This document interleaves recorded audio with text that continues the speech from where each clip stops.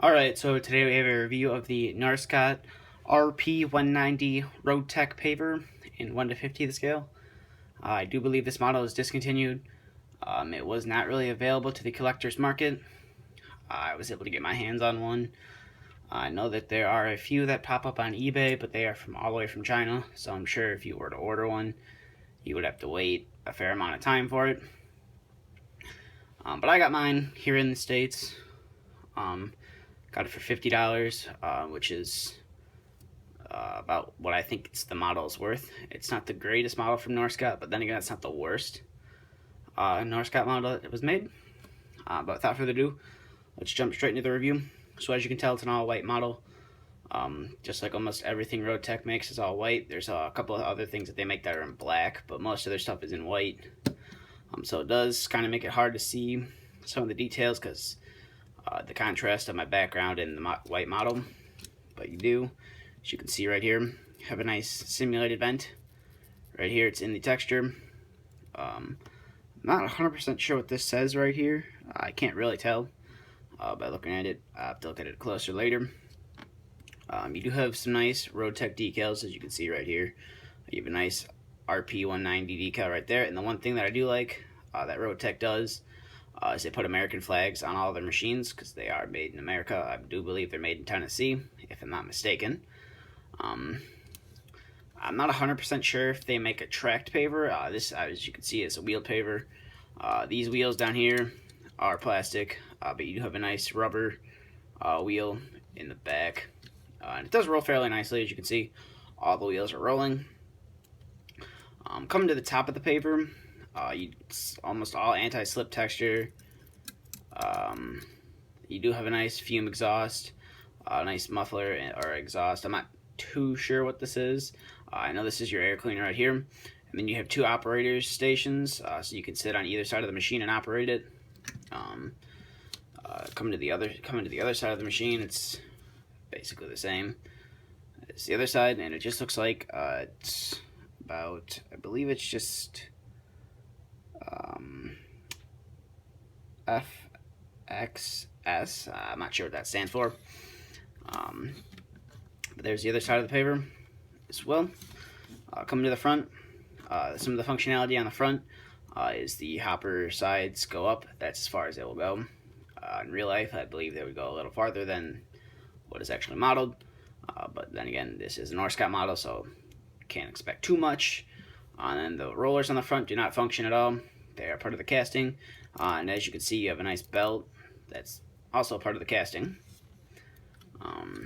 Coming to the rear, as you can see, it has a Carlson screed on it. And the one thing that's nice about this screed, it does have part of the steps go up and down, so that's nice.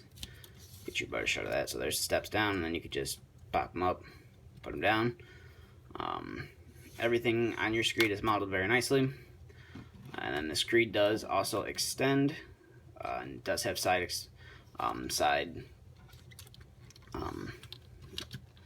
boards, or not side boards, side walkways that will also fold down.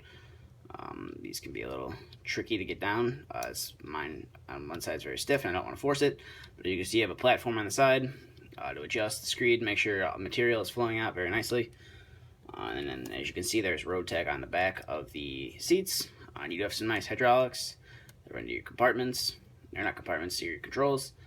You do have a nice solid warning beacon right here. And then again, these are plastic handrails. And you have a random warning triangle right here, which is a part of the exhaust.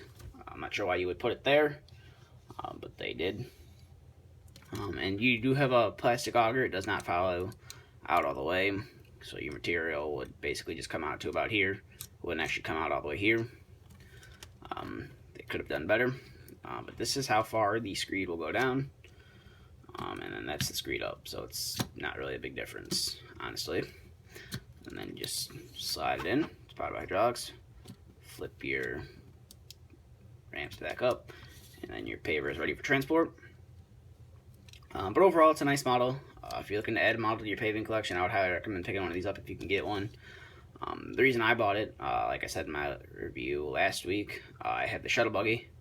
If you haven't seen that review, go ahead and make sure you check that out. I bought it so you can put the hopper in there. It does fit very nicely in there, as you can see. You can't really see, but it does fit very nicely in there. It would sit sort of in the center. It's going to fall, obviously. It does sit very nicely, so they do make a good pair, I would say. But yeah, if you're looking for a semi-inexpensive paver, if you can find one for the right price, I would pick one up. I wouldn't pay more than $50, maybe $60 at the most. But I wouldn't pay some of the prices I see $125. It's definitely not worth $125. So don't waste your money on that. If you can find it for cheap, like I said, go ahead and pick it up. It's a nice piece to add to your collection, and it looks very fantastic with the shuttle buggy. For those of you who don't know, Roadtec is a part of the Aztec Corporation. I forgot to mention that earlier. It does say an Aztec Corporation, right, or an Aztec company at the bottom right here. It's just very small to see. Let me see if I can get that on camera for you guys. I see it. An Aztec company. But that's just kind of about it for this review. I was going to do an unboxing of the model. It came before I went to order, but you know, I don't know what's up lately with my motivation to do model unboxings. Just haven't really wanted to do them.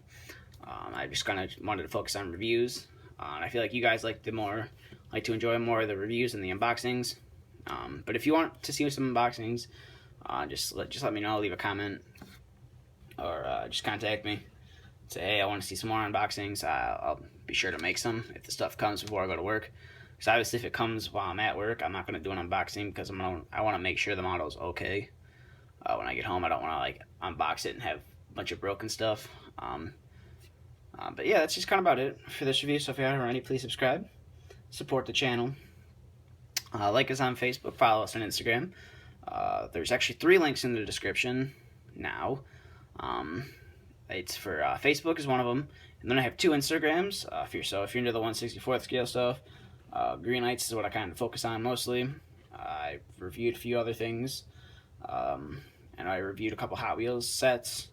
But I do try to focus mainly on the green lights. I like collecting those as well. So if you're into green lights, make sure you go check that out. Both Instagram links are in the description. But thank you for watching, and stay tuned for the next video to be uploaded. And if you have a review that you would like to see, if you have a model that you would like to see me review that hasn't been reviewed already, just ask, and I'll do my best to get that review up as fast as I can. Thank you for watching.